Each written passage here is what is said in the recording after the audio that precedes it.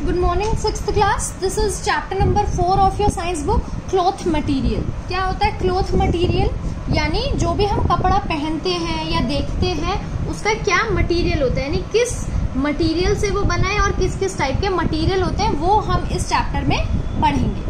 Clothes are one of our basic necessities. Clothes जो है हमारी एक बेसिक नेसेसिटी है, यानी क्लोथ के बिना हम नहीं रह सकते। 3 चीजों के बिना हम नहीं रह सकते, क्लोथ के बिना, फूड के बिना और शेल्टर के बिना, यानी खाना पानी और क्या कहते हैं एक रहने की जगह और एक कपड़ा। ठीक है, ये जो 3 चीज होती है ये हमारी बेसिक नेसेसिटीज होती है, यानी ये तो जरूरी है ही है, चाहे कुछ हो या नहीं हो ये तो होना ही चाहिए। Clothes protect the body against heat, cold, rain, dust and insects. Clothes क्यों हमारे लिए जरूरी होते हैं बेटे? क्योंकि ये हमारी बॉडी को किससे बचाते हैं? हीट से, गर्मी से, ठंड से, बारिश से, धूल से और कीटाणु वगैरह से, या आप बोल लो इंसेक्ट्स, यानी छोटे छोटे मच्छर और कीड़े जो होते हैं। The material that we use for clothing is called fabric. यानी वो मटेरियल, वो कपड़ा जिसको हम क्लोथिंग के लिए यानी पहनने के लिए इस्तेमाल करते हैं, सिलवाते हैं, उसको फैब्रिक बोलते हैं। क्या बोलते हैं? फैब्रिक। ठीक है, जब कपड़ा लेके आते हैं तो उसको हम बोलते हैं फैब्रिक है, इसका सूट बना दो या इसका शर्ट बना दो, जो भी।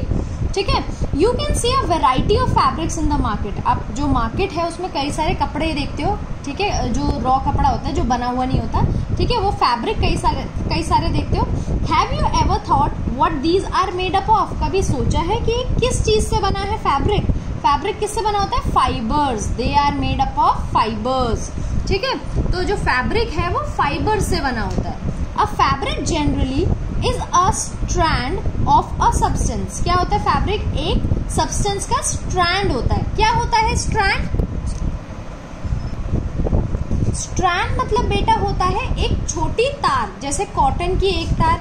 कभी आप कपड़े को ध्यान से देखेंगे तो आपको उसके अंदर छोटी छोटी ऐसी तारें, यानी वो धागे जो पतले पतले हैं उसकी ऐसी रस्सी जैसी दिखेगी, तो उसको स्ट्रैंड बोलते हैं। Fibres are often twisted to form yarn. जो फाइबर्स होती है यानी वो जो धागे होते हैं उसको ट्विस्ट किया जाता है, एक दूसरे के साथ मिलाया जाता है ताकि उसको यार्न बनाया जा सके। यार्न का होता है जैसे गोला होता है, जैसे ऊन का गोला, उसको यार्न बोलते हैं। ठीक है बेटे, तो यार्न क्या होता है? जैसे ऊन का गोला होता है, यानी कपड़े धागों का गुच्छा। Yarn is turn can be twisted to form thread. अब क्या होता है, इसके बड़े बड़े धागे बनाए जाते हैं। ठीक है, बड़े धागे जिनसे फैब्रिक बन सके। Fabrics are made up of using yarn और थ्रेड्स। अब यार्न और थ्रेड्स को इस्तेमाल करके हम क्या बनाते हैं? फैब्रिक यानी कपड़ा। तो जब हम उसको आराम से पतला सिलते हैं तो ऐसा कपड़ा बनता है। ठीक है, some fibres are found in nature that are called natural fibres. यानी कुछ ऐसे फाइबर्स होते हैं, कुछ ऐसी चीजें होती है जो हमें नेचर से मिलती है, जैसे कॉटन। कभी आपने सुना होगा कॉटन का कपड़ा, या जूट, जो आप बोरियां जिसको बोलते हैं, वो जूट होता है जो हमें नेचर से मिलता है, तो वो नेचुरल फाइबर है। Other are manufactured through chemical processes by men that are known as man made fibre. अब कुछ ऐसे भी होते हैं जो हमें नेचर से तो नहीं मिलते, आदमी क्या करता है उसमें केमिकल मिला के और अलग फाइबर बनाता है, उसको सिंथेटिक, आर्टिफिशियल या फिर मैन मेड फाइबर भी बोल सकते हो। तीनों का मतलब बेटे एक ही होता है। कभी आपको मैन मेड फाइबर दिया हो, सिंथेटिक फाइबर दिया हो या आर्टिफिशियल फाइबर दिया हो, तीनों का मतलब एक ही होता है, यानी जो हमें नेचर से नहीं मिलता बल्कि ह्यूमन बीइंग ने उसको बनाया है, क्रिएट किया है। नेचुरल फाइबर क्या होते हैं? They are obtain from natural sources. ये मैंने आपको यहीं पर बता दिया था कि नेचुरल फाइबर्स कौन से होते हैं? जो हमें नेचुरल सोर्सेज से मिलते हैं। दैट इज या तो प्लांट से मिला हो या एनिमल से मिला हो। अब एनिमल से क्या क्या मिलता है? जैसे वूल मिलती है, ठीक है, सिल्क मिलता है, सिल्क वॉर्म से सिल्क मिलता है। वूल किससे मिलती है? शीप से मिलती है। ठीक है, कॉटन प्लांट से मिलता है। जूट प्लांट से मिलता है।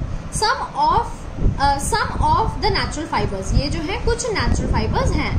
Natural fibres can be further classified as plants and animal fibres. अब नेचुरल फाइबर को आगे कैसे क्लासिफाई किया है कि अगर आपको बोलूं मैं ये सब नेचुरल फाइबर है, तो इसको आगे हम कैसे बांटेंगे कि ये प्लांट से मिली है और ये एनिमल से मिली है। तो इसके आगे फर्दर क्लासिफिकेशन क्या है?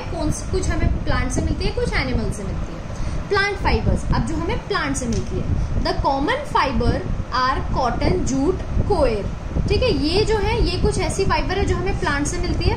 Cotton is a soft fibre that grow around the seeds of the cotton plant. Cotton जो है एक सॉफ्ट फाइबर होती है बेटे, जो कहाँ ग्रो करती है, जो सीड्स होते हैं कॉटन प्लांट के वो होती है। देखो ये है कॉटन प्लांट और इसके ऊपर कैसे रुई रुई के बॉल बने हुए हैं, इसको ये है कॉटन, ठीक है, यानी इसको निकाल लेते हैं, सीड होते हैं कॉटन प्लांट के। Jute is the fibre obtain from bark of the jute plant, यानी जो जूट प्लांट है उसकी छाल से निकालते हैं हम जूट को।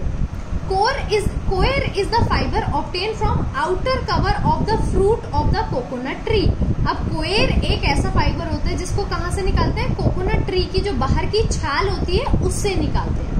अब आते हैं हम सेकंड इसके डिवीजन पे, एनिमल फाइबर। अब एनिमल फाइबर्स क्या होते हैं, A variety of animals provide natural fiber for cloth। एक वेराइटी ऑफ एनिमल्स हैं जो हमें नेचुरल फाइबर प्रोवाइड करवाते हैं कपड़े के लिए। We get wool from hair of the sheep, जैसे हमें वूल मिलती है शीप से या गॉड से। Silk is the another fiber that is obtained from secretion by an insect called silkworm। क्या होता है बेटा, सिल्कवॉर्म कुछ निकालता है जिससे वो अपने आप को कवर करता है, ठीक है। सिल्कवॉर्म जब अपने आप को कवर करता है, ठीक है, जब वो प्यूपा बना होता है तो उस टाइम पे वो अपने आप को एक कवर से ढाक लेता है, तो उससे हम बनाते हैं सिल्क, ठीक है।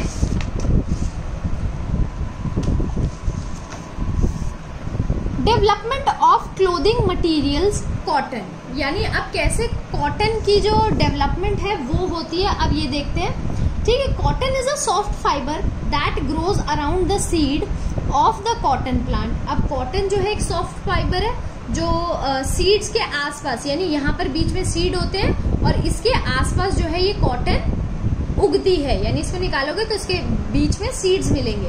It is harvested by picking the cotton from the plant, और इसको कैसे निकाला जाता है, इसमें से फूल में से ऐसे ऐसे तोड़ के, ठीक है। This can be done by hands, अब ये हाथों से भी हो सकता है या फिर आप इसके लिए मशीन भी लगा सकते हैं। Other cotton is harvested. Once cotton is harvested, it is sent to a special place called gins। एक बार जब कॉटन को हमने निकाल लिया, प्लांट से अलग कर दिया, तो हम इसको एक स्पेशल जगह पे भेजते हैं जिसको क्या बोलते हैं, गिन्स। गिन्स क्या होता है, where the fibre are separated from the seeds, यानी जिसमें फाइबर जो है हम सीड से अलग कर देते हैं, यानी अब इसको साफ किया जाएगा और अगर इसके बीच में कहीं पर सीड अटके होंगे तो उसको बाहर निकाल दिया जाएगा। This separation is brought around with the help of strong air current। अब इस सेपरेशन को यानी कॉटन में से सीड निकालने का क्या प्रोसेस है, इसको हम एक स्ट्रॉन्ग एयर करंट के थ्रू सेपरेट करते हैं, ठीक है। The fibre are clean and made into long threads like strands. अब क्या होता है, फाइबर को हम क्या बना देते हैं, एक तो साफ कर देते हैं, फिर इसको लंबे लंबे धागे जैसे बना देते हैं फाइबर को, ठीक है, जो कॉटन को जो एकदम बॉल होती है तो उसको पतला पतला बिल्कुल पतला धागा बना देते हैं ताकि कपड़ा सिल पाए।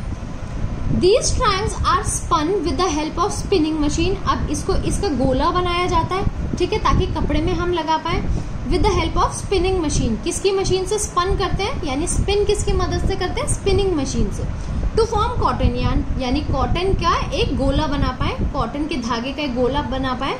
Which is use for making fibre, और अब इसको किसके लिए यूज करेंगे, फाइबर बनाने के लिए, यानी कपड़ा बनाने के लिए। The process of making yarn from fibre is called spinning, यानी यार्न बनाना फाइबर से क्या बोलते हैं, स्पिनिंग, ठीक है, यानी गोले बनाना धागों से, धागों के गोले बनाना, इसको स्पिनिंग बोलते हैं। Cotton cloth is soft and let air in. Cotton का जो कपड़ा होता है वो बहुत ही सॉफ्ट होता है और हवा को अंदर बाहर आने देता है, तो ये क्या करता है, इट ऑल्सो एब्जॉर्ब स्वेट, यानी अगर पसीना आए तो ये एब्जॉर्ब कर लेता है, यानी गर्मी नहीं लगती है कॉटन के कपड़ों में आपको। अब cloth that let air in is said to breathe, ठीक है, एक ऐसा कपड़ा, मतलब इसमें आपको ऐसा नहीं लगेगा आपकी मतलब आपके कपड़ों के अंदर एयर टाइट नहीं हो जाएगा, हवा अंदर बाहर आती रहेगी, हवा लगती रहेगी। The cotton cloth are therefore comfortable to wear specially in hot, इसीलिए हम इसको कब पहनते हैं, जब बहुत ही ज्यादा गर्मी होती है या चिपचिपा मौसम होता है तब हम इसको पहनते हैं, ताकि जो स्वेट अगर हमें आए, पसीना जो आए, तो कॉटन क्लोथ इसको एब्जॉर्ब कर ले और इवेपोरेट कर दे। Because of the air they breathe, क्योंकि ये एयर को अंदर बाहर आने देते हैं। Denims a type of durable cloth use to make jeans is made from cotton, यानी डेनिम कभी आपने देखा होगा जहाँ पर जीन्स होती है, जिस कपड़े की जीन्स बनती है उसको डेनिम बोलते हैं। कभी आप कहीं पर कपड़े लेने गए होंगे, वहां पर अगर लिखा होगा कि यहाँ कॉटन के कपड़े हैं, तो जब जहाँ पर भी जीन्स होगी वहां पर आपको डेनिम लिखा हुआ दिखेगा। तो डेनिम एक ऐसा टाइप का कपड़ा है जो कॉटन से बनता है और उसी की हम जीन्स बनाते हैं, क्योंकि वो बहुत मोटा होता है ताकि हवा पास हो पाए। ठीक है, गर्मी लगेगी, यानी अगर पसीना ब्लॉक हो जाएगा तो पूरे टाइम आपके पैरों में खुजली मचेगी, तो आप उस कपड़े को पहन नहीं पाओगे। तो बेटा फर्स्ट वीडियो जो है वो आपकी यही खत्म होती है। सेकंड वीडियो यानी climate required for growth of cotton, यानी कॉटन को ग्रो करने के लिए क्या क्लाइमेट चाहिए होता है, उसके बाद जूट, ये सब हम नेक्स्ट पोर्शन में पढ़ेंगे।